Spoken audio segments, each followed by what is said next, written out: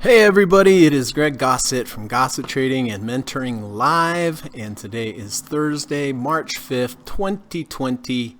We again find ourselves in the final hour of the trading day. I mention this each day, but in my opinion, the most valid prices to make your buying and selling decisions from are the prices as close as you can get to the close of the market. During the day, you have the algorithms, you have the day traders, they're battling it out. At the end of the day, in the last hour, and particularly in the last few minutes, the large financial institutions come in with size, take control away from the algorithms and the day traders, and move it in what my opinion is the most valid price of the day. And therefore, I make the majority of my buying and selling decisions based upon the closing price of the day, or just as close as you can get to the close of the day. In the past few weeks, I have been doing a few day trades. There's been a lot of volatility, which is a good environment for day trading. You really kind of need volatility. You need big moves in the day to actually be able to make something. So with that being said, I did take a trade today. I'll be showing you that. It's still in progress at the moment. But I do like to show how the different setups that I use and the strategies that I use do work on all time frames as well. So, boy, I'm just blown away by this market. Yesterday we were up over 1,000 points. Now we are down over 1,000 points. It's insane. It's really epic. It's really historic. I'm kind of glad that I'm recording all of this during this time period. So hopefully one day I can go back, reflect on it, and go, wow, we were right in the middle of that historic move. So anyway, Dow is down 1,033 points, which is becoming the norm. S&P is down 287 points. S&P is down 115 points. Dow is down 3.8%. NASDAQ's down 3.21%. And the S&P is down 3.68%, which is just epic. Just epic. So let's take a look and say hello. Evan is here. Good to see you, Evan. Kamal is here. Thank you, sir, for coming. Appreciate you being here, Kamal. Kamal says, going to hit that 5% loss on MA here pretty soon. Yes, I've hit a couple 5%ers already. Bob, good to see you. Thank you for coming. Dan says, salutations, everyone. Hello, Dan. Joe says, hello. Hey, buddy. Good to see you, Joe. Steve Burns says, this market is dishing out pain for every type of trader eventually. Yes, it is. Thank you so much for coming, Steve. Always nice to have you here. Always an honor and always a privilege. Be able to have you in the chat with us, especially in this kind of market. So thank you so much. Marco, hey buddy, good to see you. Appreciate you being here, Marco, as always. Hope you're having a nice evening in Slovenia. Joe says, oh, we have a poem. The prices weren't more, but they were much less. And to tell you the truth, this is my guess. Just like the tomatoes that are sold by the ounce, I think that the market will do a dead cat bounce. Fantastic, Joe. As always, thank you so much. I've been posting your poems every day. I hope that's okay because these are so good. Everybody out there should read them. So the prices weren't more, but they weren't much less. And to tell you the truth, that this is my guess. Just like the tomatoes that are sold by the ounce, I think that the market will do a dead cat bounce. Yes, we've had a couple dead cat bounces already, haven't we? And they just get sold into. Glenn, hey, good to see you, Glenn. Appreciate you being here. Steve says, looks like I will be stopped out of all my positions today, barring a miracle. Yeah, same with me. Same with me. Steve says, this type of market really shows the crucial importance of risk management. 100%. I mean, if there was ever a time to drive home the point of position sizing correctly and having good risk management, this is it. Can you imagine, everyone, the people that have literally blown up their accounts with this volatility? Can you imagine if you were loading up on futures in this kind of market? Can you imagine if you were going long one day, going short the next day, and having this whipsaw with futures? I mean, it's painful. It's painful to even think about. And I really feel for the people that are having to go through this. I mean, look, it hasn't been all rainbows and butterflies for me either, but, you know, I position size small, right? Obviously, I'd like to win, but I am down slightly on the year, about 1%, which, you know, I'm not happy about that, but definitely way better than the market. I believe Steve is up on the year still. So, you know, you have to be grateful for things, put it in perspective. Gamer says, hey, Greg and all, good to see you, Dave. Appreciate you being here. Mount Doji says, hey, everyone. Hello, Mount Doji. Good to see you. Joe Turner says, my short on CBB is the only thing going in the right direction. Oh, did you have CPB?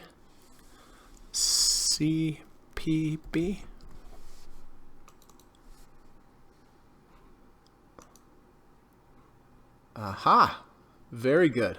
Oh, PB, yeah, Campbell soup. Okay, well, I'm a little beside myself with this market. It's really unbelievable. So anyway, here is the plan for today. First of all, we're going to run the U.S. legal disclaimer. Secondly, we're going to come back, take a look at my current positions, as painful as that's going to be, and talk about when I bought them, why I bought them, and basically why I'm going to get out of them today. After that, we're going to take a look at a few of your positions. Oh, by the way, I do have one day trade in here on the 39-minute chart today. That's in progress, and I'll explain that to you as well. And then we're going to go through some of your current positions that you've been nice enough to share with me. After that, we're going to talk about trader psychology. I mention this each day, but very, very important. It's important to be able to learn how to trade, identify risk, reward levels, support, resistance levels, signals, entries, exits. Very important because you need to be able to build a trading plan. But if you are building a great plan and you're a great technical analyst, but you cannot follow your plan, then you've got a hole in your game. And so that's why I do like to talk about trader psychology each day, talk about why it's so important, and that if you're not following your plan, you need to work on that because it is a skill that you need to develop. So we're going to talk about that. After that, I have already gone down through my watch list, each stock one by one. I have 3 requirements when I look to enter a trade. First requirement, I look for a combination or a confluence of indicators lining up. I look at each indicator as a potential group of buyers, and you'll put yourself in a much better position to have a profitable trade if you're in the company with as many other buyers as possible. That's why I like to look for a confluence or a combination of indicators coming together at the same time, or in other words, a confluence or a combination of different groups of buyers, because the more buyers, the better. Requirement number 2, I want to make sure that I have a good risk to reward ratio. I want to make sure that if I'm willing to lose $100 on a trade, I'm willing to make at least $200 or more on a trade. So that is requirement number 2. And requirement number 3, and especially important in this trading environment, is correlation and account heat. You know, how much account heat do you have? Meaning, if you have $100,000, how much of that $100,000 are you actually going to put at risk? My maximum is 60% of whatever my account value is. And very rarely that I have 60% there. And on days like today, I'm glad that's all I have, right? So very important to make sure when you buy something, you have some diversification. Case in point today, I did have some silver, which I am very grateful for because it is actually up today and it diversifies me away from having a, if I hadn't had silver, I may have had another stock position, which would have got cremated like everything else today. So just a good case in point of why it's good to have some diversification. Not too many stocks in any one sector, not too many stocks total. And if you can, you know, have some diversification outside of stocks like silver or gold or bonds or so forth. So I've gone through, I've identified a couple possibly. We're just going to have to see how things close here. Then if I do have the signal, I will buy right before the close of the market. Then after the market closes, if anybody has any questions for me, please let me know. I'm happy to clarify. If you have any stock symbols that you'd like me to look at after the market closes, please let me know. I'm happy to give you my humble opinion on them. If you have any stock symbols that you think would be important for the group and that you would like my opinion on before the market closes, put them in the chat. I'll do my best to get to them, but please put a star by it. That way I know that it's time sensitive, and I'll do my best to get to them. Otherwise, if I don't see a star, I'm just going to try to cover them after the market closes, because time always goes by really quick on this podcast. So, all right, that is the plan for today. And if you can hang tight, I will be back in about 40 seconds. Thanks.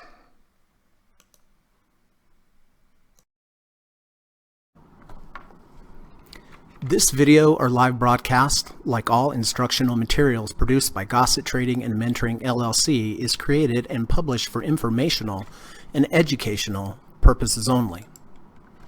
Please carefully read and or listen to the U.S. government required disclaimer before watching this video or live stream broadcast. The video link and disclaimer text are located in the description section of this video or live broadcast, here and here.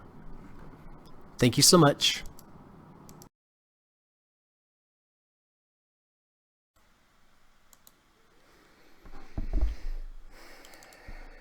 Okay.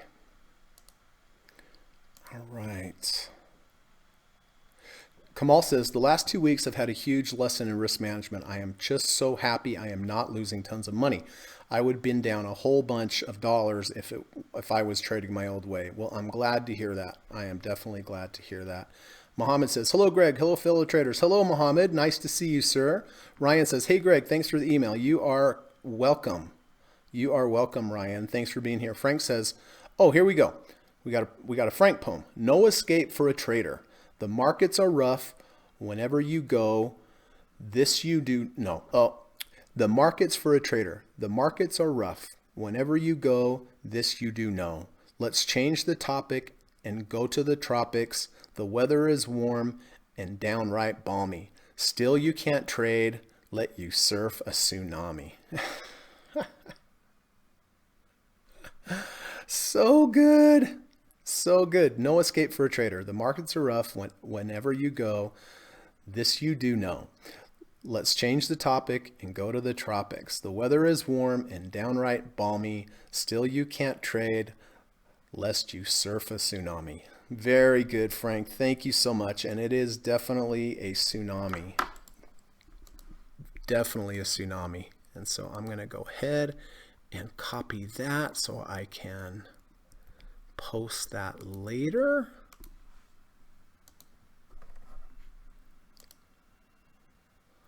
Okay, well now we're down 1,100 points. Mount Doji says, really want to hear your thoughts on BTAI and HIIQ. Okay. BTAI.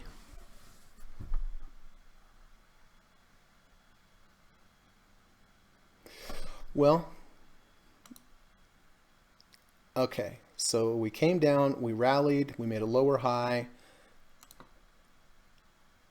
We did not wash out this previous low. We do have a V2 here today, Mount Doji up 7%, but you know, again, it came into the value zone, it held for one day, but then it went down and back up. I mean, it's okay. There's earnings. I don't know if the earnings are after the close today or before the close. I mean, if they were in the morning or after the close, it's okay. It's definitely, I mean, it's a decent V2. I'd have liked to seen more sideways movement, and I would have liked to seen a washout there. HIIQ.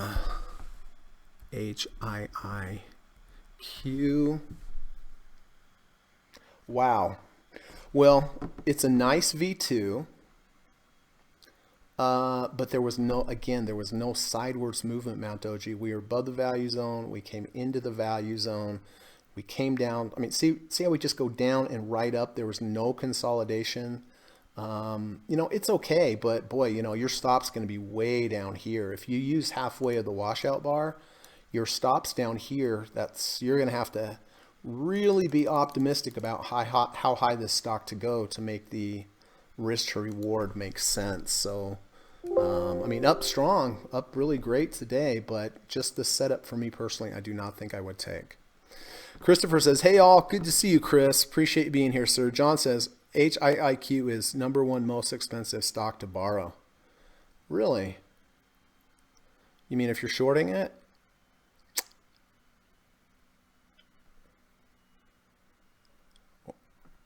or or or on margin with it. Last one. Okay. SSTK.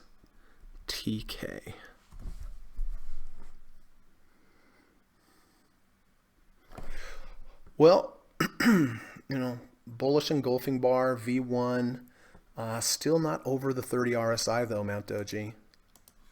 See what I mean? It's still under the 30. So, if we had a 200-day right under here, I might consider it.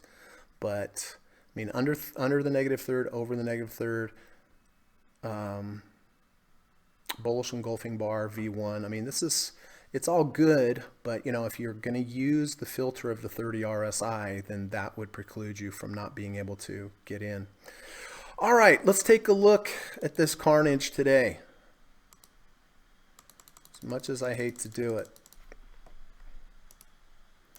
Okay, so I did buy CarMax yesterday when we had the close under the 200, over the 200. It does back test well, but as we know, it does not work on every single possible trade, unfortunately. I got in here yesterday at 90.67. I did hit my 5% stop at 86.50. It was hard to do intraday. I didn't want to do it. But now I feel better about it because now it's 85.12. So at least I did save $1.50 by just following my rules. So I definitely will be out of this. I hit my emergency stop. I'm starting to lose track of how many emergency stops I've had this year. But if remember, I took a 10% position size and I had a 5% stop. So did I lose 5%? No, I lost a 0.5% of my capital on this trade because of the 10% position size. So, much better than having a 20 or having 100% in there and losing 10 times that, right? That's why I'm really a fan of a 10% position size, 5%. Then I know, pretty much basically the loss on any one particular, maximum loss on any one particular position is going to be 0.5% of my total capital. Well, silver. So I can't tell you how happy I am to have something that's up today. And I did buy silver yesterday. Previous day, we went, a couple days ago, we went under the 200, then we went over the 200. Yesterday, we came back down, held the 200, but what I liked about it is we had this big up bar and we held the 50% move here. So I did buy here at 1610. Is that right? Yeah, I bought at 1610 yesterday. Currently at 1629. It is up 1 and basically 0.25%. I did hit one profit target, so really glad that it hit a profit target. But more importantly, I'm glad that I did use a little diversification here instead of picking another stock yesterday because there were a lot of signals again yesterday. So happy for that. Took one profit target off. My initial profit target up here would be the 50 RSI. Could see if we can reject the 50 RSI. If it holds above the 50 RSI, I will see how it reacts around the 50-day moving average. If it rejects that, I would get out. If it continues up with my phasing approach, this is my ultimate profit target here of the 1 ATR channel. So anyway, glad to have something green today, I can tell you that. Ugh, SPY. All right, everybody. SPY has been a tough trade this year. Last year it was fantastic. This year it is tough. But in case we have some new viewers, I do want to explain why I do buy the SPY each day at the end of the day and sell it first thing in the morning. This is from Liz Ann Saunders at Bespoke Invest. This is a back test every day since 1993. Two approaches here. First approach, buy the SPY at the open in the morning each day, sell it at the close every day. So buy the open, sell the close. Buy the morning, sell the afternoon. Right? If you use this every day since 1993, you'd have returned a negative 13.9% return. However, if you do the opposite, which is what I do, and buy the SPY at the close each day, sell it first thing the next morning, so buy the close, sell the next morning, buy the close, sell the next morning, every day since 1993, you've actually returned a positive 634.2% return. Past performance is no guarantee of future results. And boy, I'll tell you what, right now, it shows you that no matter what approach you use, there is always risk. The blue line is the buy in the afternoon, sell in the morning. It is done very well. This is the equity curve over time, but you can see there's some pretty brutal drawdowns in between, although long term, it has had a really nice equity curve and shown a really great edge. So we are in one of these situations right now. Definitely down on this trade so far this year, up in 2019. Overall, up, right? That's positive. So anyway, I'm going to continue with this. I definitely, like I said, I'm definitely overall positive with this trade. And this is just, this is just a crazy market, a lot of headline risk. And, at least I'm not buying 100% of my capital, right? I'm buying 10%. So that being said, I did buy yesterday at 312.86 and got out this morning at 304.95 for about the same amount of, let's see, 5, 6, 7, 8, 9, 10. Yeah, yesterday I made about 6 points to the upside. Today lost about 7 points to the downside. So been pretty brutal, but like I said, this is one of my approaches. I like to have a variety of trading approaches, some longer term, some shorter term, just like you want to have diversification in the type of stocks you have. In my opinion, it's a good idea to have diversification in your approaches, longer term, shorter term, so forth. I will be buying this again at the end of the day. Okay, last one, SSO. So this was kind of an interesting trade. It's been a frustrating trade. Back here on the 2nd of March, I did buy a full position, which is actually a half position because this is double leverage, but I bought it at the close, sold it the next day because it closed under the 200-day. I did not clear my whole position. I only sold half of it because on this particular day, we went under 30 and back over 30. Yesterday, went up nicely, did hit some profit targets, but now that it went back over the 200-day, I put in my regular position again because it's double leveraged. I bought a second half, making it actually a full position, but it's double leveraged, so it was actually a half. Today, it went 5% from my entry. I got out here at 133.10. Again, it was tough to do, but I'm glad I did because now it's 129.17. So in this particular environment, this maximum 5% stop really did help for sure. Okay, so there is that. I did have one day trade here. You've seen me do a lot of day trades lately, basically on the 5-minute charts. However, I did take a day trade here. This is losing so far. I did take a day trade here on the 39-minute chart. We came down, we moved sideways. We had a nice V2 and a rejection of the negative third ATR channel. Here's day 1, here's day 2. Day 2 washes out day 1. Day 3, or bar 3, excuse me, closed above day 1's close. So I did buy here at 49.72.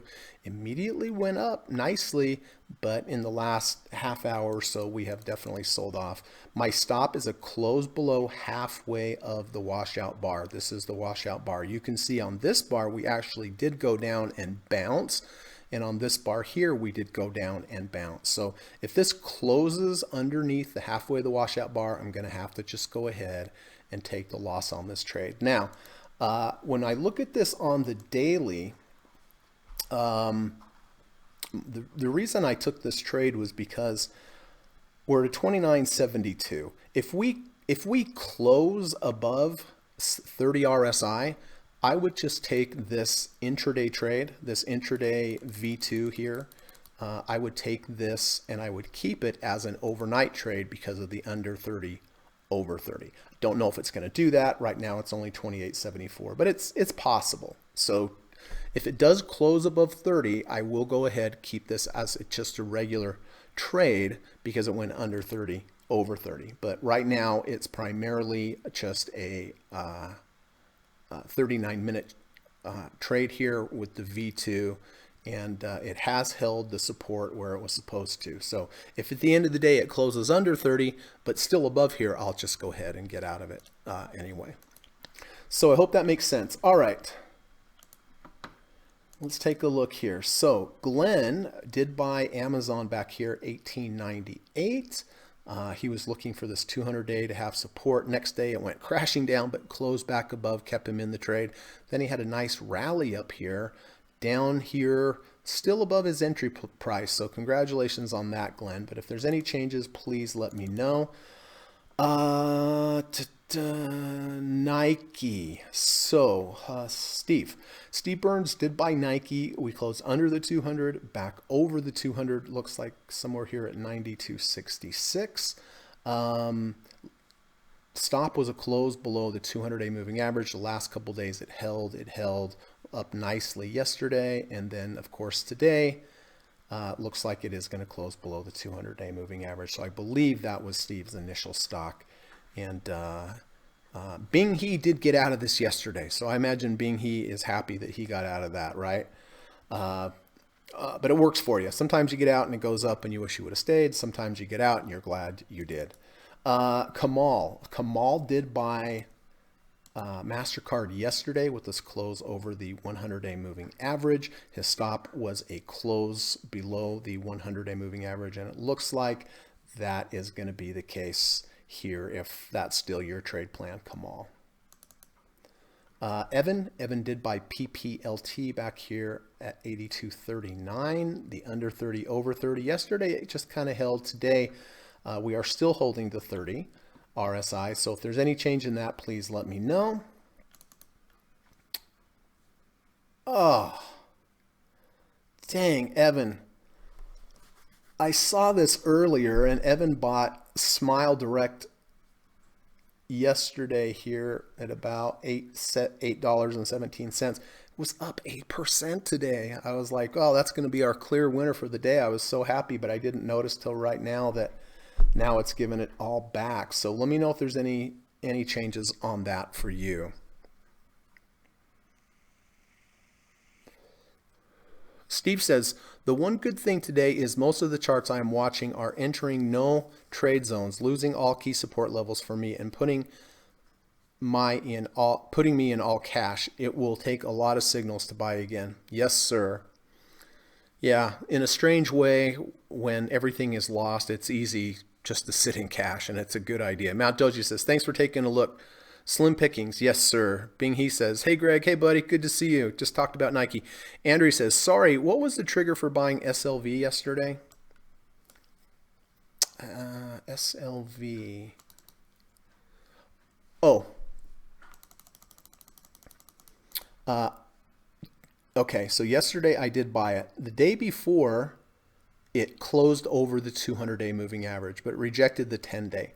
What I liked about it yesterday was it came down at the low of the day and tested the halfway of this large, see, you have this big bar up. It did hold the 50% mark and held above the 200-day. That's why I bought it. So a little bit different kind of a trade.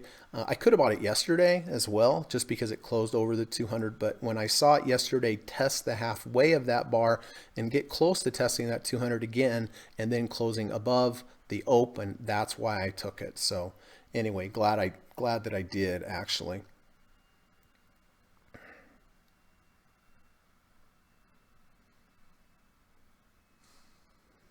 Frank says, I traded CLX today at 176, sold half at 177, and put in a stop loss just above my cost. Sounds good.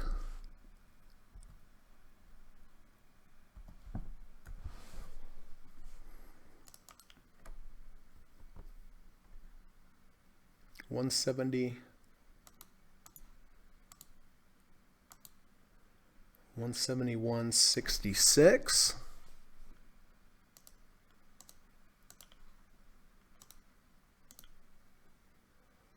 Sold half at 177. Very nice, Frank. And put in a stop loss just above my cost. Okay. Well, we'll watch that one then. Nice, Frank.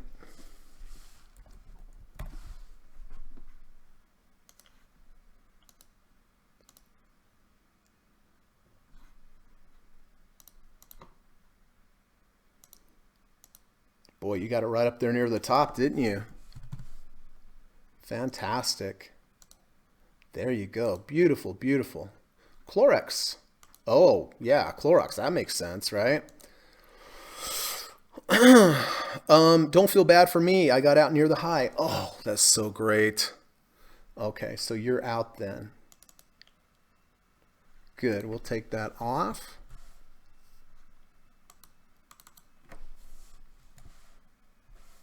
Very good. That was like an 8% trade.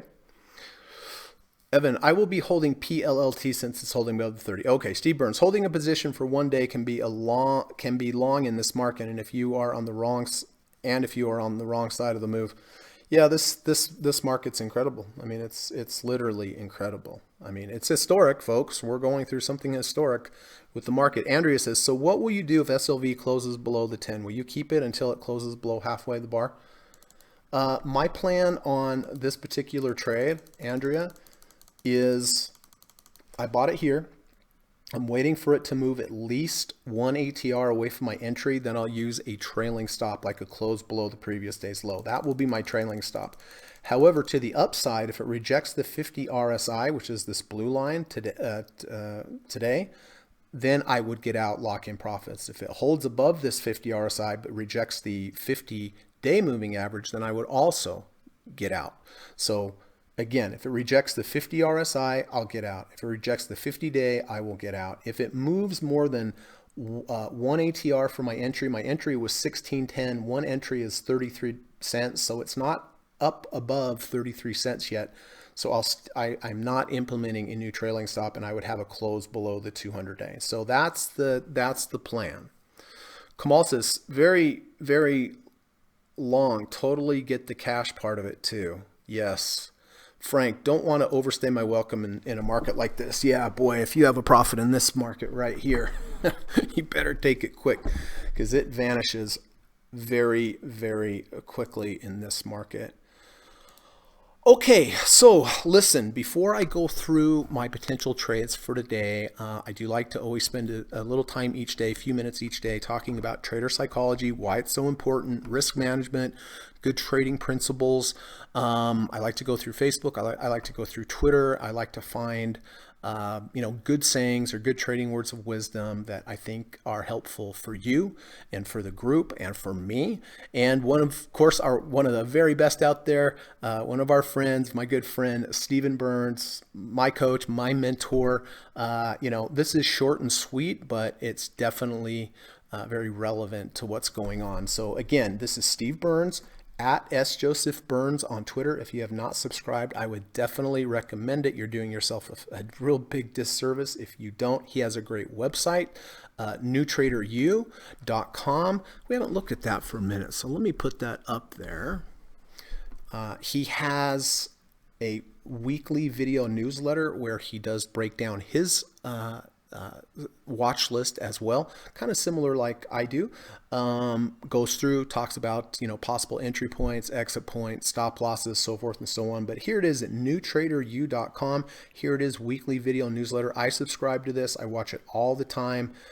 He also has some good trading courses and so forth. So if you haven't got to here, I would really suggest it because Steve is the real deal. And I think if you've been following Steve, you'll realize he is. But here we go, short and sweet. The secret to winning in the markets is not being the smartest trader or investor. It is being one of the most disciplined. And, Kamal and I had this discussion the other day, but you don't have to be a super smart guy to be able to make money trading. I'm not a super smart guy, and I've made money in trading for a long time because I am disciplined, and that's what's important. But, like I said, this is short and sweet, but so much wisdom. The secret to winning in the markets is not being the smartest trader or investor. It is being one of the most disciplined. And essentially just what that means is put together a decent trade plan, position correctly, use valid support and resistance as your entries and exits. It doesn't have to be the best trading plan in the world. Even mediocre trading plans, you can do just fine. But where people mess them up is they go in and they mess with the plan. Essentially, they lack discipline, right? They don't have the discipline to follow your plan. So if you're not following your plan, you need to work on your discipline. I don't care what it is, hire a risk manager, right? I had a risk manager for a year. He watched my trades every day. I couldn't do anything wrong if I wanted to, right? And it was great. It was very freeing to okay, I need to protect myself for myself. Well, this guy's like 6'4" and like a professional athlete. And I was not getting away with anything, right? But I wasn't planning on doing it anyway, but I just wanted to have him there just in case. And, if you can't go out and hire a risk manager, then go out and have your husband or wife or boyfriend or girlfriend or uncle or just a friend, work out something with them. And I promise you, from the bottom of my heart, I promise you, if you just follow your trade plan, don't get in there, muck it up, mess it up with undisciplined trades, you are going to make more money than if you do get in there and fool around with it. So anyway, thank you, Steve Birds. Appreciate that, sir.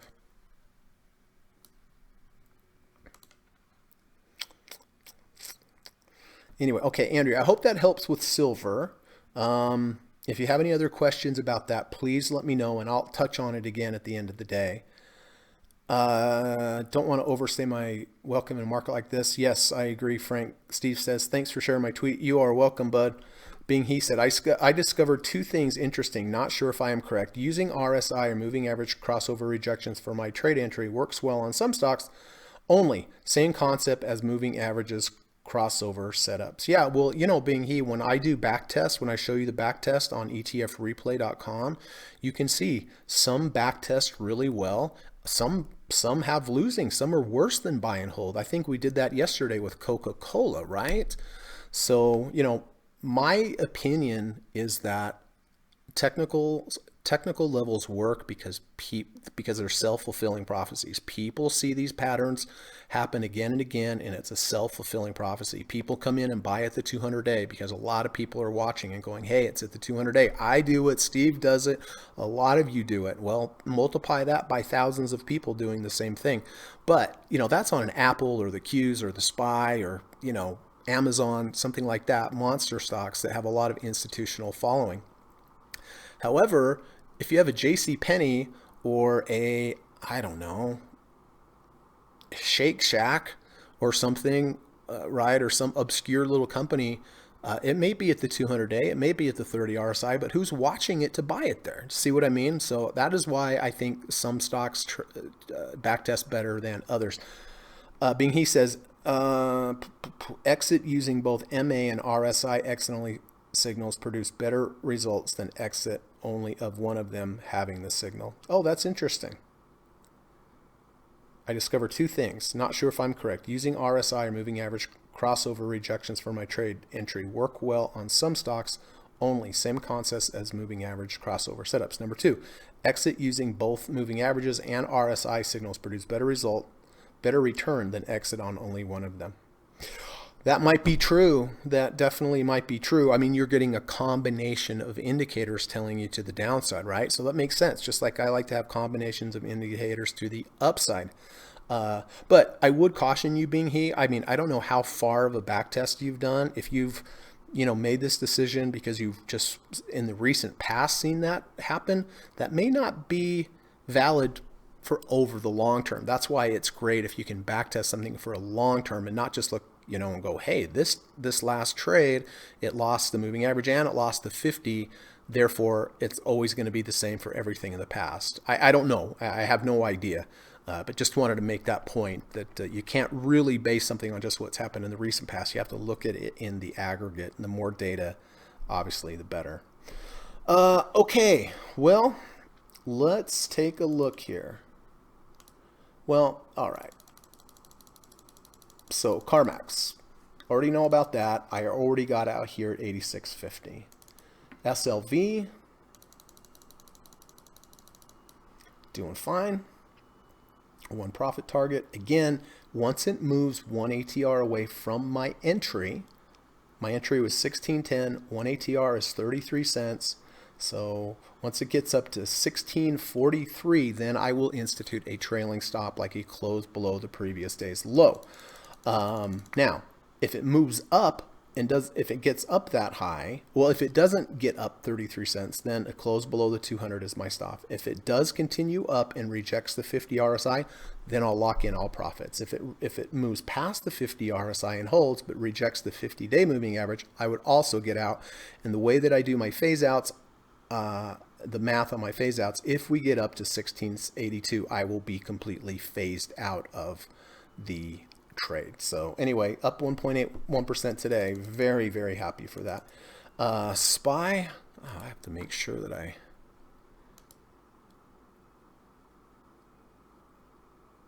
Yes, I do have my order into buy SPY at the end of the day.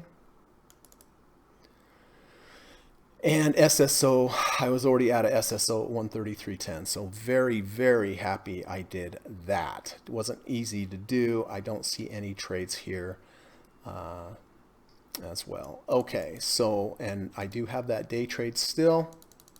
And again, oh, well, it's almost break even now. So good for that. You can see that that halfway was a good place for support. You can see it tested at last 39-minute bar and actually to this 39-minute bar right there. That is why I use that as my stop. So I got in at 49.72. It's 49.69. So again, if on the daily it closes above the 30 RSI, I would keep it. If it closes below the 29, or if it closes below 30, I will just exit this trade at the end of the day, wherever this day trade takes me.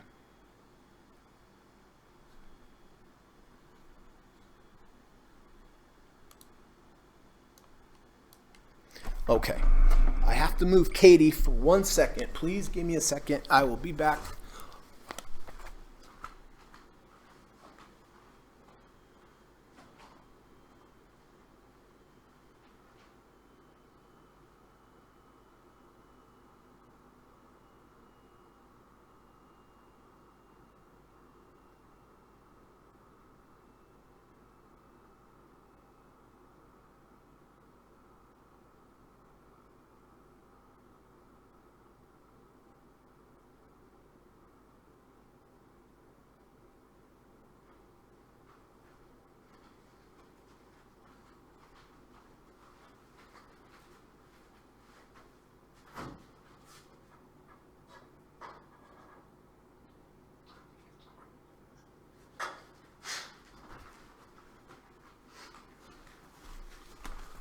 Okay. I had to get a little drink there also. Okay, now let me check things over here.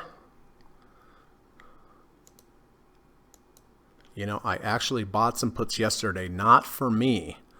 I wish I would have, obviously, but I'm glad that I bought them for my buddy. I'm definitely glad for that. All right. Let me take a look real quick here again. This is off the high now. Oh, we are down 1,100 points. Boy, that's amazing. All right, let's take a look at a few potentials today. Well, I did mark Goldman Sachs earlier. It is a possibility. It's a little scary. We do have support back here. Only if it closed above the 30 RSI, it would be only a half position because it is below the 200-day moving average. So let me do the numbers on that.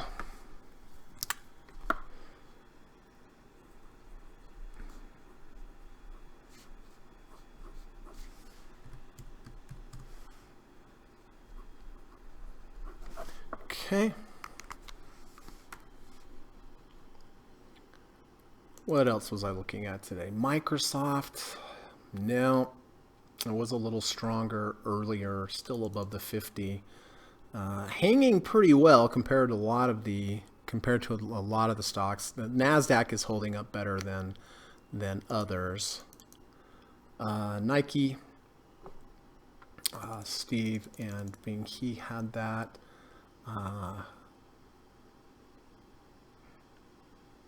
Might close over the 200. It might be salvageable.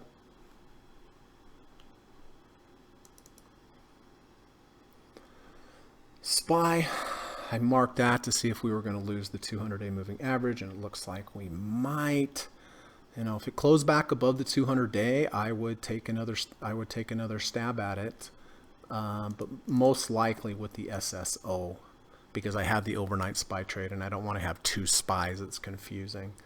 But the SSO, which is the double leveraged, it has definitely had more downside than the S&P. You can see the S&P is down, but it's still above the 250, down below the 200, where the SSO is now down below both the 200 and the 250. It's double leverage. There's a lot more emotions. It moves faster. Tesla, I was looking for a higher low V1 or V2 today because we're below the -1 ATR channel. We rally into the value zone, down, down. I was looking for today to wash out and reverse back up. We could get a higher low V1 or V2 back in the value zone tomorrow. So, and I think that's it. I really don't see anything. The only possibility here would be Goldman Sachs with an under 30, over 30. It's a negative bar, but I do like that it's holding this previous low here, which a lot of things are, but not everything. Look at Disney. Oh my gosh. How much time do we have? All right. Let's take a look at some of the big names. Apple, down 3%. Looks like it's going to close below the previous day's low here, currently as is.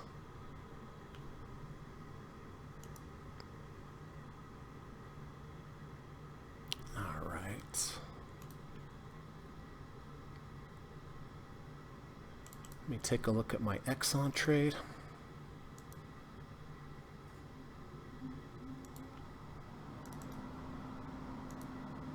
Well, close to even on the trade. I am happy with that. These are slower moving bars because they're 39-minute bars. But I did like the setup. I like the sideways movement. Then the V2, day 1, day 2, day 3. But, you know, we rejected the -3 ATR channel, went back over, and had this nice V2. But the reason I took this was because of the sideways movement, the quick stab down and reversal. Like I said, immediately went my way, came back, stopped halfway of the washout bar. Again, if it closed above 30 on the daily, I would keep it. I mean, who knows? We could have a rally here into the end. I don't know. But if it did, I would keep it for just a normal regular trade, under 30, over 30 trade. But doesn't really look like it's going to at this moment. So I'll have to just put that on the chopping block.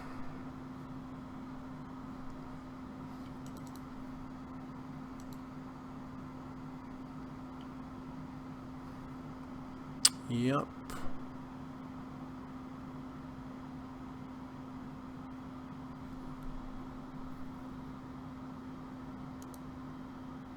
Tell you what, I do not like that we've been hanging out over this -1,000. I mean, to get there as a focal point and then reject would be good, but I don't like that we've been hanging out and keeping over. It's like going down to the 30 RSI, coming back, you know, and then bouncing. But this is like going under the 30, closing under the 30, or in this case, closing under the, you know, closing under the 1,000-point mark.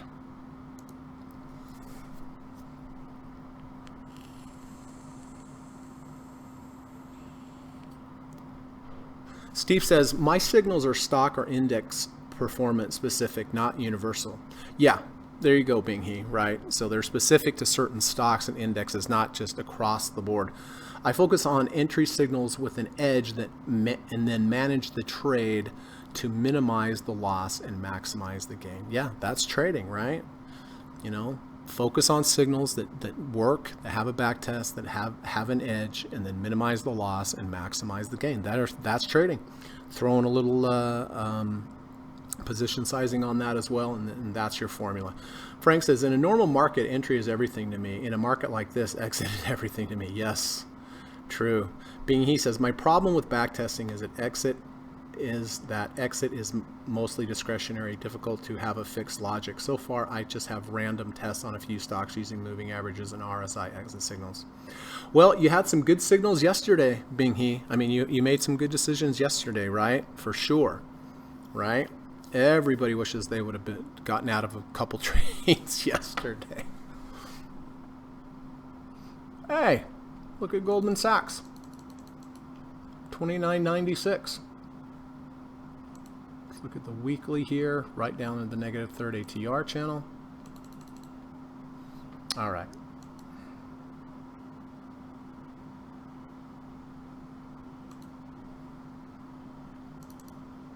Hey, what do you know? I'm up on this trade.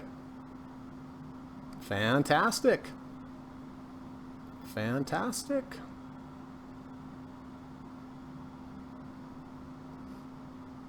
I'm glad that all of you could see one of these day trades kind of in work in real time.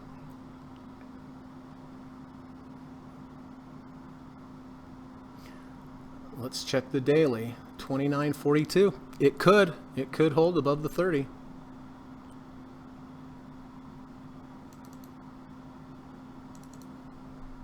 Nike could close back above the 200-day moving average also.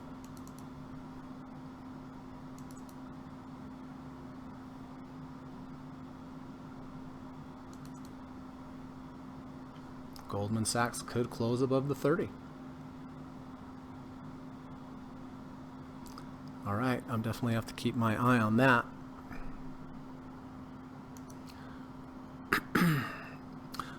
Glenn says Disney is heading to 110. Could see it hot 88.90 level if Corona lasts more than a few months. Yeah, Disney is. It's well off of its low, but it is down 4.3% today and still holding under that 30 RSI.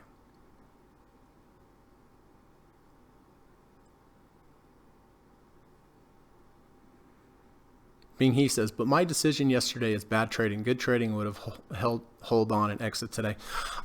I agree, Bing He. I mean, you know, unless it was your plan, but if you did break your plan, then you had a good result made from a bad decision, right? Sometimes we have good decisions, we have a bad result. Sometimes we have a bad result with the good decisions. And the problem is that we make bad decisions, we get good results, then we get what's the word? Conditioned to thinking that our bad decisions are going to pay off for us every time. Like you go into a casino and you win. Well, that was a bad decision to go into the casino and play a table game, right? I used to live in Las Vegas. It's a bad decision because you think, hey man, this is easy money, right? But of course, you know, in the long run, you know, even though you made a trade, made a bet and it won for you, you know deep down you're just lucky, right? It was a bad decision that worked out well.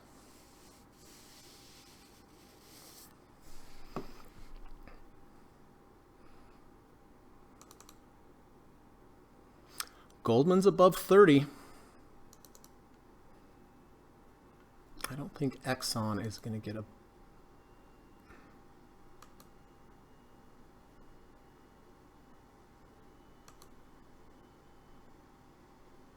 oh, we're back to about even. Slight gain, slight gain. Still under 30 on Exxon. So really the only thing that I see here, of course I'm taking the overnight SPY trade, the only thing that I see here potentially is Goldman. We're down 979 points at the moment. So I will take a half position on Goldman Sachs if it closes above 30.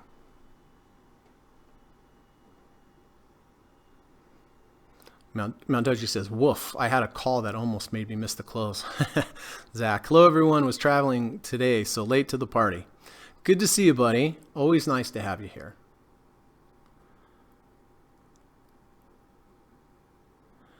Probably just going to do my overnight trade. Gulp. Yeah, I hear you.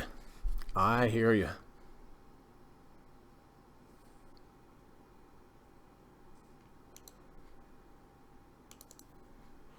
All right, so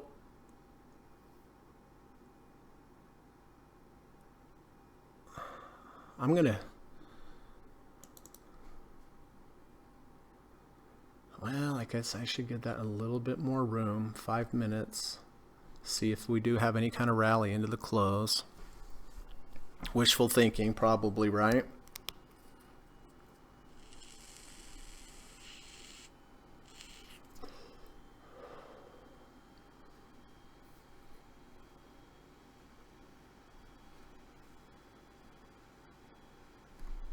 All right, I'm going to go ahead and just sell that.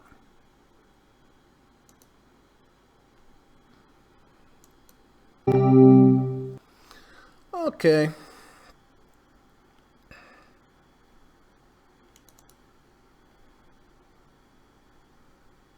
So basically basically a break-even trade here.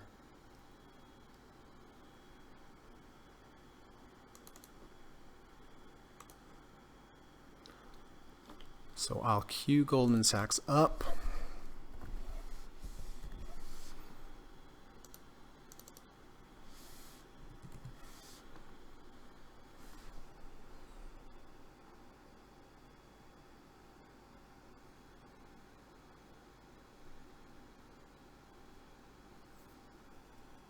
Let's see where that closes.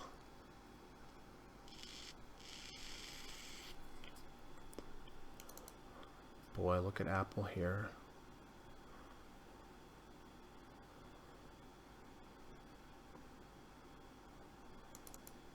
Silver's fine. SPY I'm out of. SSO hit the 5% mark.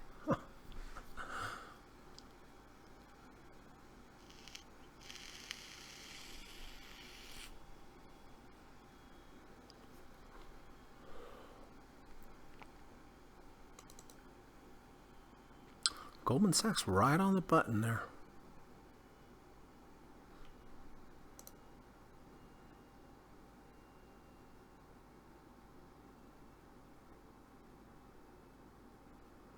I think recently it is better for day trader rather than holding overnight. Such volatility on daily basis, short-term trades is not having an edge now. Yeah, there's a lot of headline risk for sure.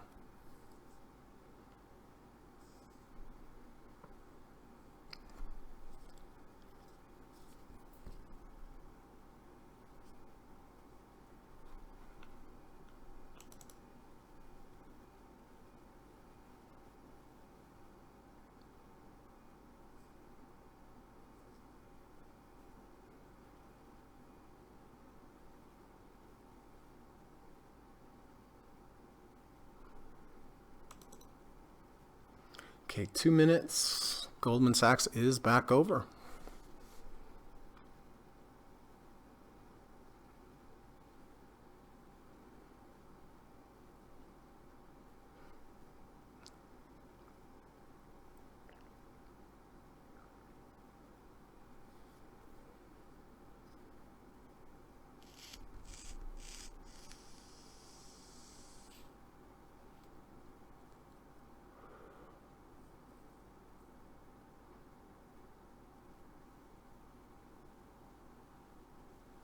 Ah, shucks. I guess I should have waited a couple more minutes on Exxon, huh? Oh well. Break-even trade is just fine.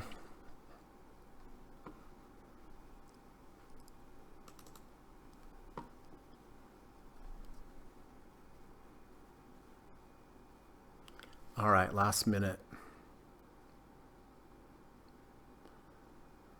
Looks like we have a little buying coming into the close.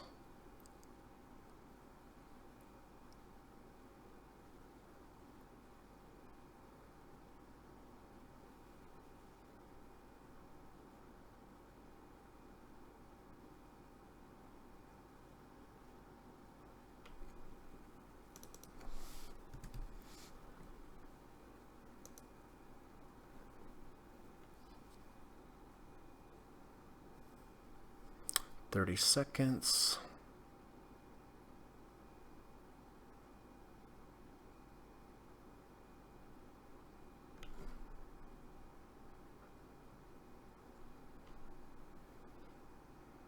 All right.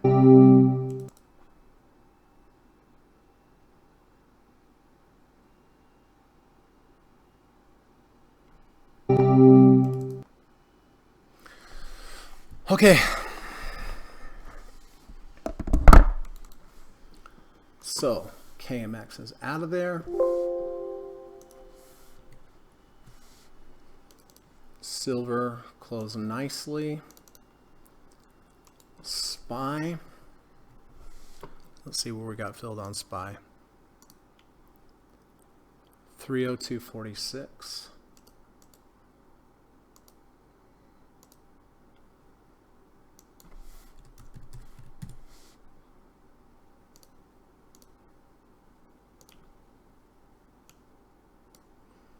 Okay. SSO. Close below the 200 and the 250. Hit that 5% emergency stop. Oh boy, look at that, everybody. I guess I should have held on just a few more moments on a couple more minutes on Exxon, huh? Oh well, that's how it goes. Boy, that was a big rally into the close. My gosh. Let's look at the 5-minute bar. Whoa. Whoa. Okay. And then Goldman Sachs, I got filled at 198.99.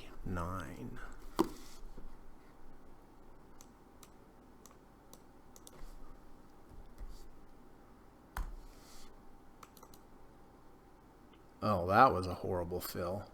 It's 198.69. Jeez. But it still is above the 30. Okay.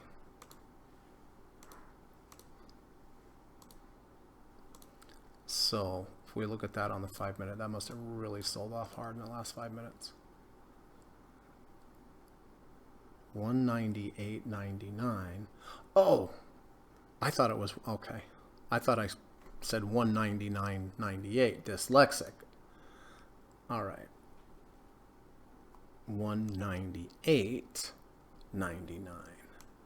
198. 98.99. Okay. Well, yesterday was easy money. Today was hard money. That's how it goes, I guess. I guess, right? Remember, it's a marathon. It's not a sprint. Don't make your final stand at the Alamo in this market. We want to be trading years from now, right? And yeah, this is tough, frustrating, all those kind of words. But the key here is that we make it through it. We may have a drawdown. I certainly do, but we want to still be around when the market goes back up, and it will go back up. We just don't know when. Right, but we want to keep our powder dry, not have too much correlation, not have too much account heat here, respect our stops, respect everything we're supposed to do, and that really is my best advice. So we ended up down 969 points, 3.58%, unbelievable. Okay. Andrew says, Mount Doji, there is a small, almost invisible gear button on the far right of the order entry panel in the same row as the order. If you click on that gear, you can set a time and date to execute. Oh, very nice. Glenn says, Amazon exiting if it closes below yesterday's low.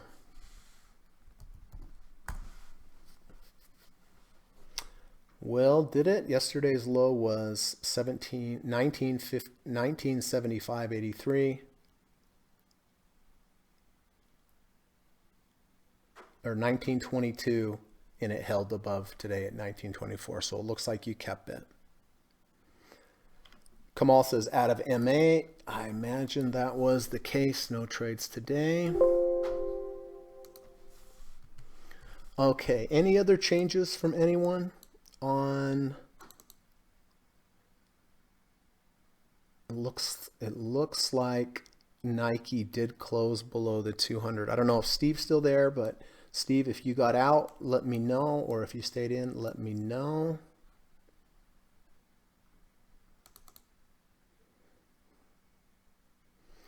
Okay, so it looks like Glenn is still in. Not sure about Steve with Nike, but it did close below, but really, really close. Evan, looks like it closed above the 30. Campbell Soup. Oh shoot, who shorted this? Was it Frank, or was it Joe? Oh yeah, it was Joe.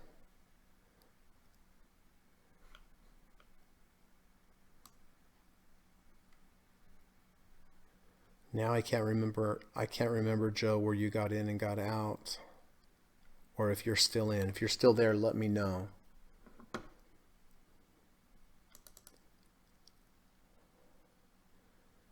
And then Frank had a nice trade. Frank had a really great trade. Congratulations.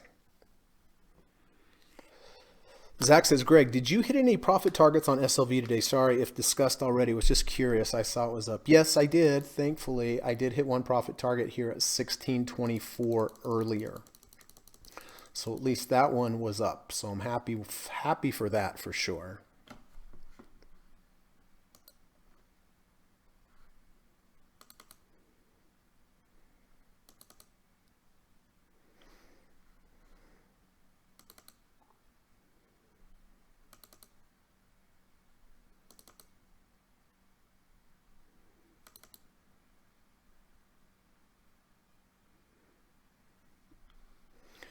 All right, so the lineup looks as follows. I did buy Goldman Sachs with the under 30 over 30 today. I do like that it had a little bit of support over here. We'll see. Half position because it was under the 200-day moving average.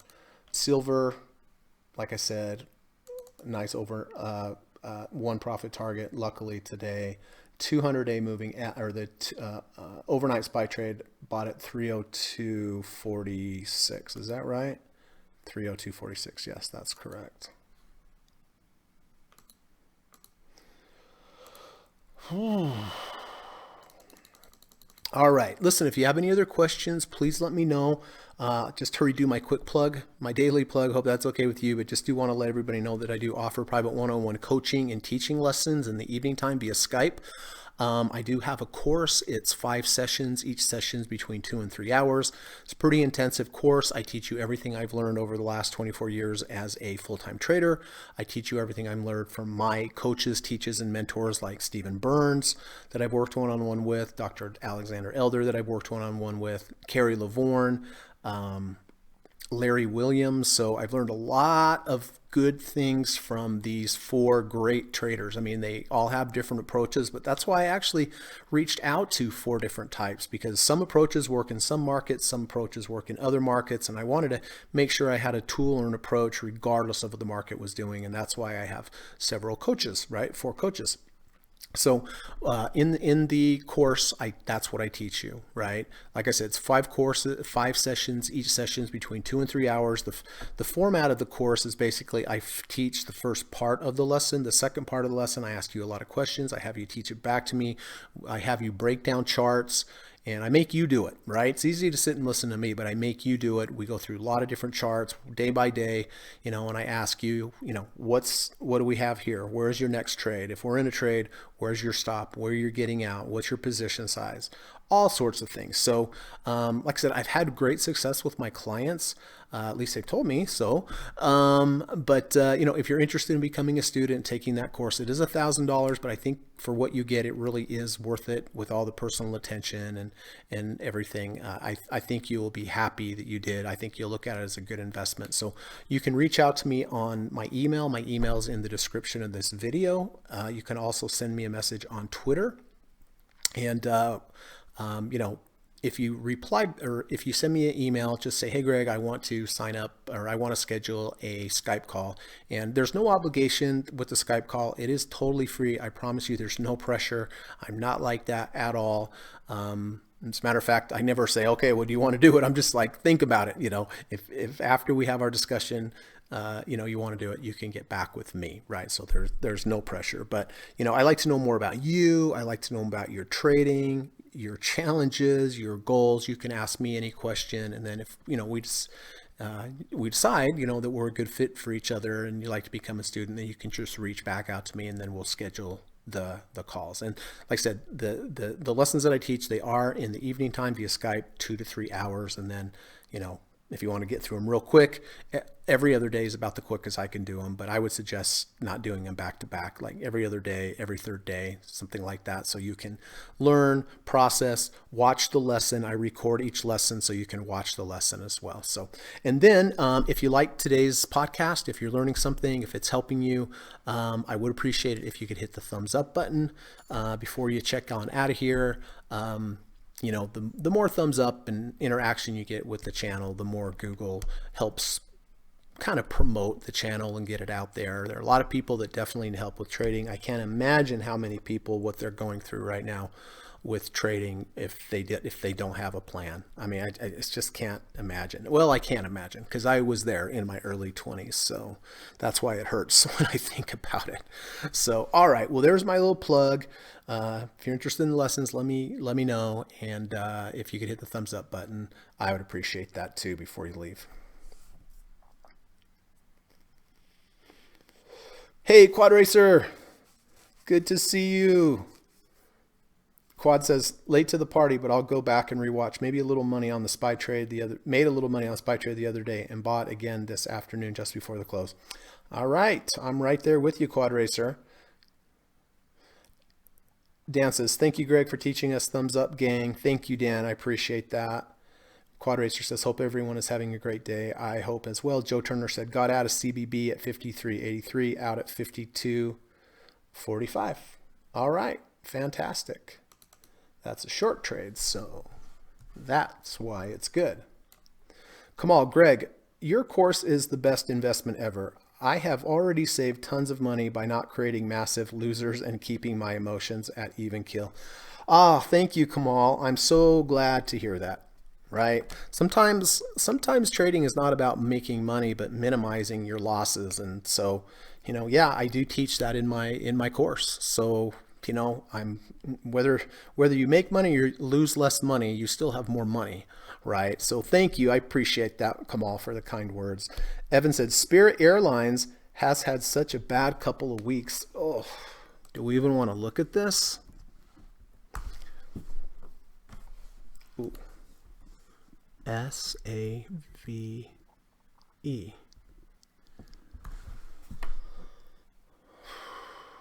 Oh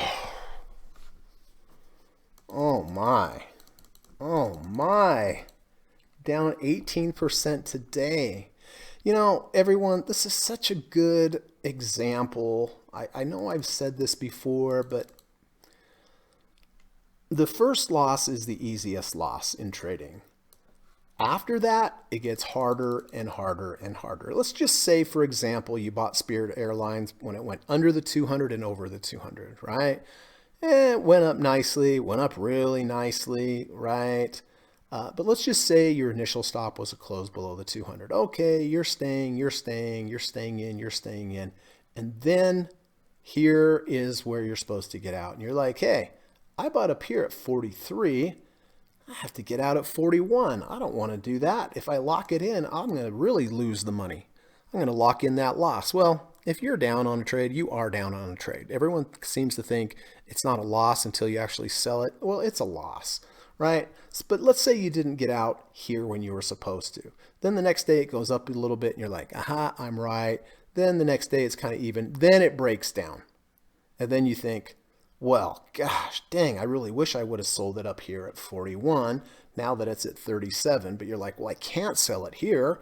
Hey, I hear Greg say that 92% of prices tend to hold at the negative third ATR channel, which is true, but not always, right? And let's say you think, you just become hopeful and you say, okay, now, gosh, if I didn't want to get rid of it, at 41, how can I possibly get rid of it at 37? They're just trying to shake me out.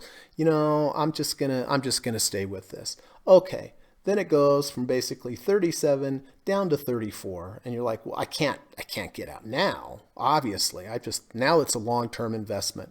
You were wishing like anything you would have got back up here at 43, but your ego didn't want to take that loss. Now, every day you could make the same case. It's too low to get out now. It's too low to get out now. It's too late to get out now. Then yesterday you have a little bit of reprieve. You're like, oh, okay, well, this is it, but blah, blah, blah. And now you have this. And now what do? You're going to get out now? This could continue down. So the first loss is not fun to take. It's never fun to take a loss, especially like today. I have 5% emergency stops. It is not fun to take them, but it was the correct move. They went down more after I sold them. So boy, what a chart. What a chart, Evan. I hope you didn't have this, right? I hope. Joe says, thanks for everything, Greg. Got to run. See you tomorrow. Okay, thanks, bud. Appreciate you coming. Thanks for the poem, Joe. Thanks for the poem, Frank. Andrea, yeah, I'm flat. Probably a good place to be. Probably a good place to be, Andrea. And by the way, Andrea, you and I have one more call. Um, were you able to go through one day at a time like we did in the class? I don't know if you're still there, but if you have.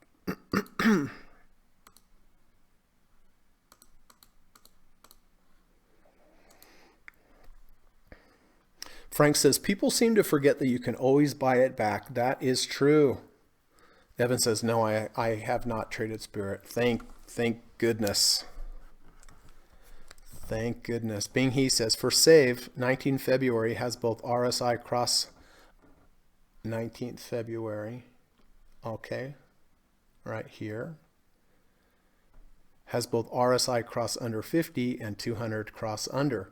Ah, there you go. Just like I look for signals to the upside when I have multiple indicators lining up, combination, confluence of indicators. You're right. I mean, you're 100% right, Bing He. If you get multiple indicators to the downside, like a cross under and a loss under 50, it's going to be a stronger signal.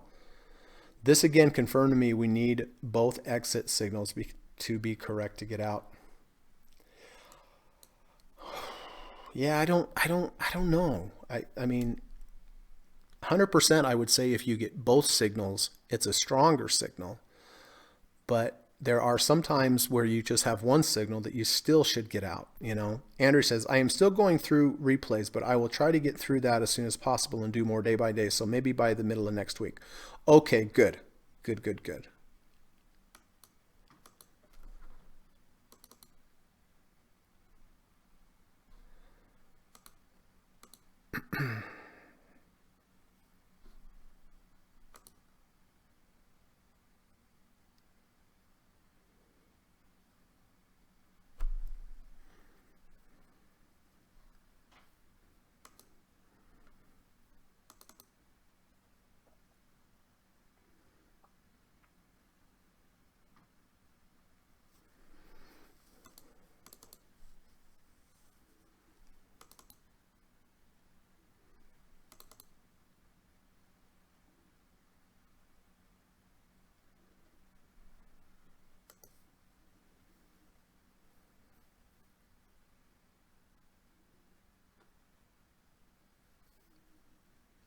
Kamal says, Andrea, do a chart study on Amazon.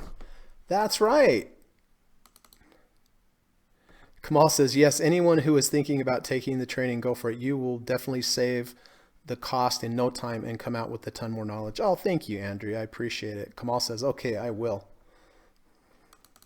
You want to do it live in front of all of us, Andrea? Boy, what a hot mess. It's a hot mess. It is a hot mess. Thing is, I'm concerned, on the coronaviruses. I believe, I'm no doctor, but I believe that, even if they contained every single coronavirus, I mean, the numbers are going to increase, right? I mean, they are going to increase. They seem to be increasing every day. So there's a lot of headline risk. Every day it's going to look like worse and worse and worse. Andrea says no. Okay. Well, if you're ever feeling up to it, you just let me know and I'll let you take the reins.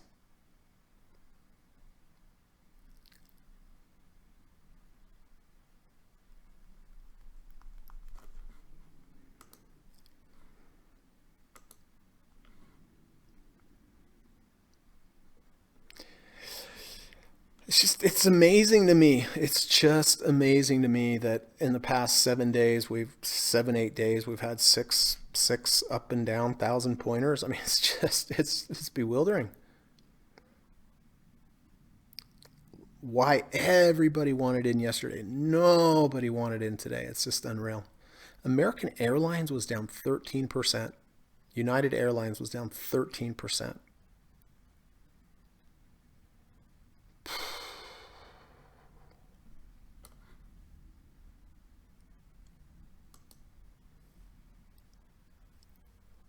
Wowzers.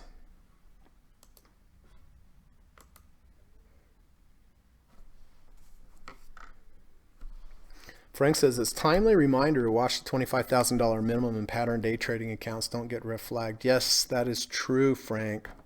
Thank you for that. Appreciate that.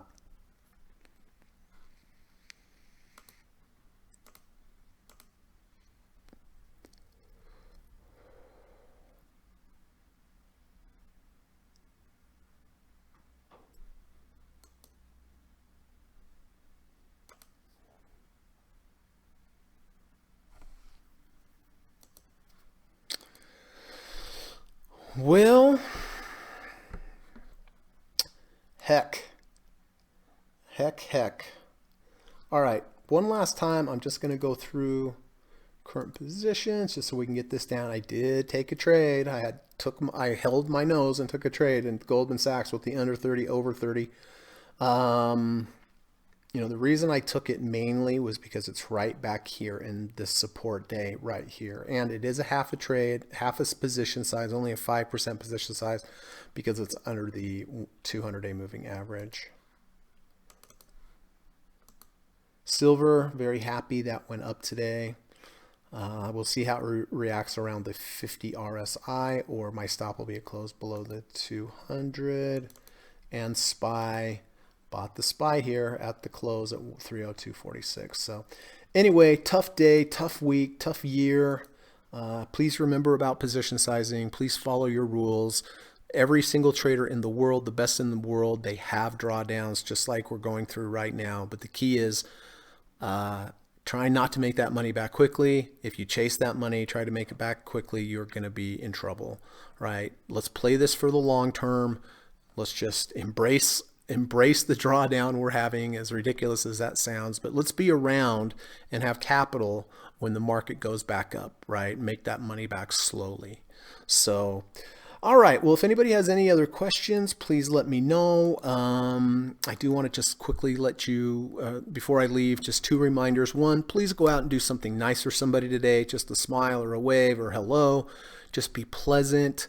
You may really make an impact on that person's day. You won't even know it, but you really may make an impact on their day and improve their day dramatically going forward. And they may then improve somebody else's day going forward, right? Kind of get that ripple effect. So, if you can every day, do something nice for a human, do something nice for a animal, right? They need love too.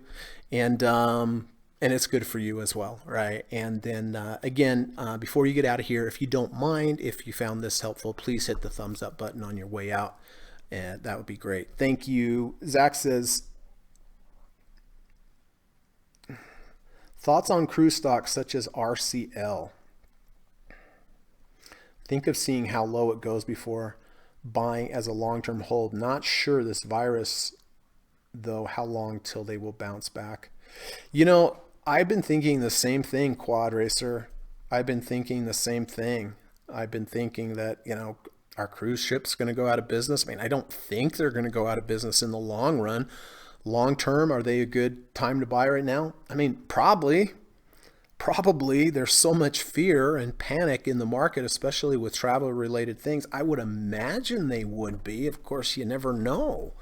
I mean, how long are they get till they bounce back? I don't know. They pay a heck of a dividend, but who knows if they're going to be able to pay the dividend, because I don't have any numbers on on what percent cruises are down or bookings are down, but it's got to be huge. It's got to be huge. I mean, let's look at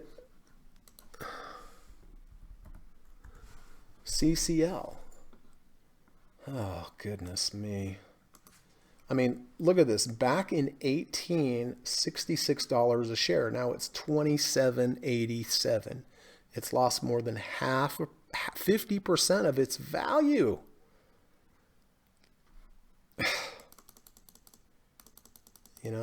We're back to prices not seen since 2012, everybody. I mean, this is epic. Zach says, can you explain, Frank or Greg? About the $25,000 minimum day trading. Yeah, if you buy or sell a stock intraday, you have to have $25,000 worth of value in your account. Otherwise, you get a red flag as a pattern day trader. Is that correct, Frank? Anyone else out there? I'm pretty sure that's what it is. And then if you don't, I believe if you don't have that in there, I'm not 100% sure here, Zach, so maybe Frank should explain this, but if you don't have $25,000 in here in your account, then you get red flagged, and I think it can have an effect with your trading going forward.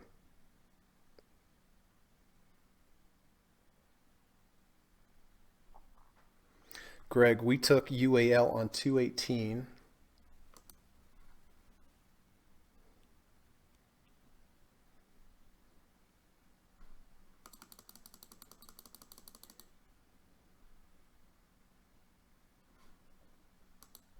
Did I take this trade?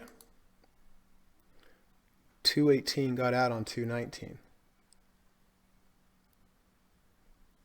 Did we?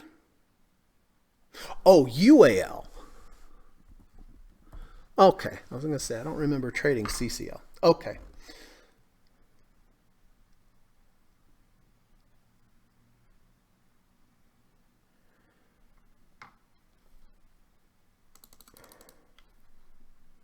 We took on 218. Yeah, with that V1, right? And then yeah, I remember now. That's right. Took the V1, got out when it closed below halfway of the washout bar. Jeez. Took a little loss on it, I imagine, but are we glad we took a loss? You betcha.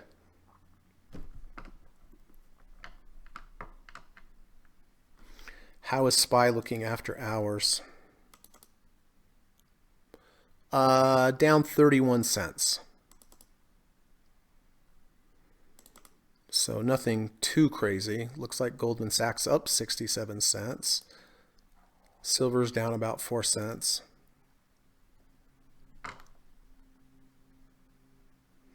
Yeah, I mean, is United Airlines going out of business? I mean, I find it hard to believe that UAL is going to go out of business. I read an article, I can't remember who it was a billionaire investor. He said he was buying these beaten down travel stocks, but my gosh, that was like a week ago or a few days ago. So, even billionaire investors got clobbered. This is insane. I mean, it's unbelievable. I mean, United Airlines has gone from 97 to $51.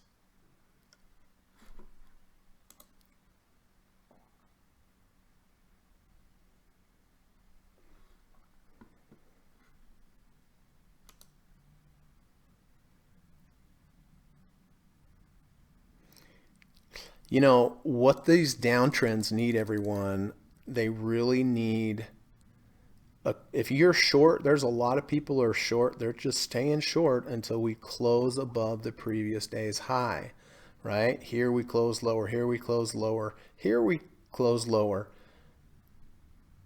Here we were above the high and closed below.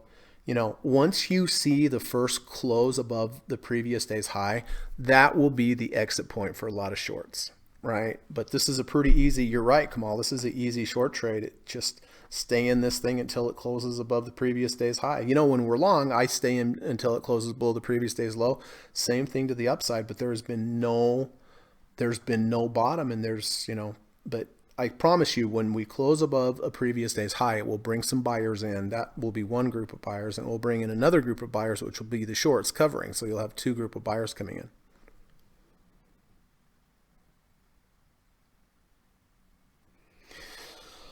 Okay, well, interesting historic times, everybody. Thank you for coming by. I appreciate it. Hope to see you tomorrow. Hope you have a nice rest of your day.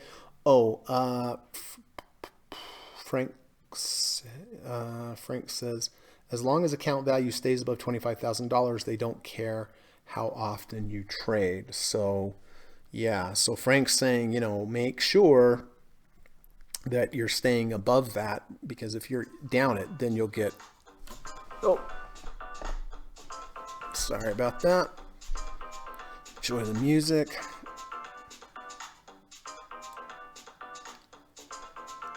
Okay. Okay. Zach says, I'm still trying to make enough to buy Greg's lessons, let alone keep 25 grand in my account. You'll get there, Zach. You'll get there. And all right, everybody. Thanks again. Do something nice for somebody today, and hopefully we'll see you tomorrow. Oh, and hit the thumbs up button on the way out if you don't mind, and if you can remember. All right. Take care, bud. Bye. U.S. government required disclaimer. Stock, options, futures, and forex trading is not appropriate for everyone. While there is a potential for large rewards, there is also a substantial risk of loss associated with trading. The material in this video or live broadcast is not geared towards any particular individual or to any particular financial situation and is not intended to meet the particular investment objectives of any viewer.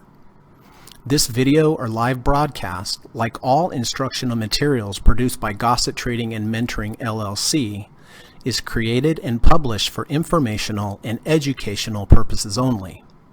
Any and all information contained in, implied, or referenced by this video or live broadcast is not to be construed as investment advice, and no representation is made that any individual or entity involved in production of this video or live broadcast is an investment or financial advisor or is registered or authorized to give any financial advice. We are publishers and educators only. Therefore, the various producers of this video or live broadcast will not accept liability for any loss or damage of any kind which may arise either directly or indirectly out of the use of any of this material, including any loss of profit. No representation is made that any account or investment will or is likely to achieve the profit or losses demonstrated. We recommend consultation with a licensed and qualified professional before making any investment decision. This video or live broadcast is not to be construed as an offer to buy or sell any security, financial instrument, or financial product of any kind. Notice is hereby given that any individual or entity involved in production of this video or live broadcast or their clients may have an interest in any security, financial instrument, or financial product mentioned or referenced. Any simulated or hypothetical performance result depicted does not represent actual trading and therefore may under or overcompensate for the impact of various market factors such as lack of liquidity. Thank you.